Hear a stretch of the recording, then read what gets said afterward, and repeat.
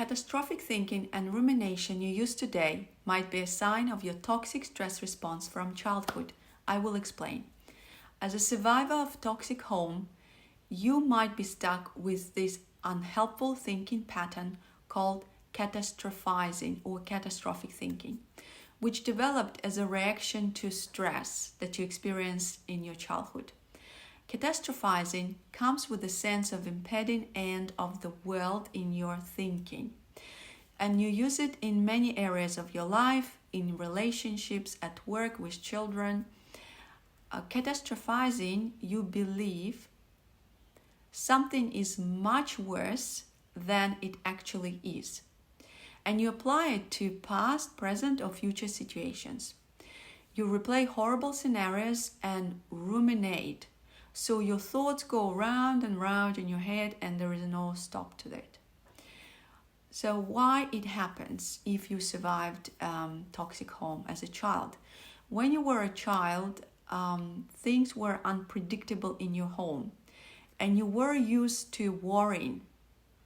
Keeping hypervigilance and thinking helps with that as one of the things that you had to adapt. Toxic stress response is developed when a caregiver is not available to support emotional regulation of a child in a toxic, neglectful environment. And of course, it makes it much worse when a caregiver causes the stress. So, as your environment was unpredictable and unsafe, you internally were working very hard mentally, including mentally, to interpret things. Because things can get scary and out of control very quickly and there is nothing you can do about it. So the senses danger can come from anywhere, anytime. Now, as an adult who suffers from toxic stress syndrome, you will be using catastrophic thinking a lot as a way to protect and potentially ward off danger. You will pick on things in your environment and interpret them to support that end of the world, danger is inevitable frame of reference that developed in your childhood. I myself used catastrophic thinking a lot and now I see it with my clients. For example, when your child lies to you, you catastrophize in your head thinking nothing good will ever come out of her. She'll end up jobless, useless. I have to fix her. At work, you can read signs and assume that something horrible is going to happen because the boss is on edge that morning. You catastrophize in your head, I'm going to get fired.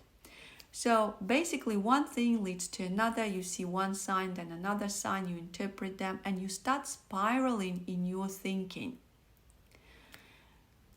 Using catastrophic thinking has severe consequences for us. It can lead to bigger physical and emotional issues, if not fixed, like anxiety and depression. Catastrophic thinking makes physical pain worse. So imagine you have the thought that things will never get better, bad situation will never go away, danger is everywhere. So this thought alone sends a powerful signal to the brain of severe discomfort, inability to relax, not being allowed to relax and self-regulate and come back to healthy functioning. So you are never rebalancing, essentially.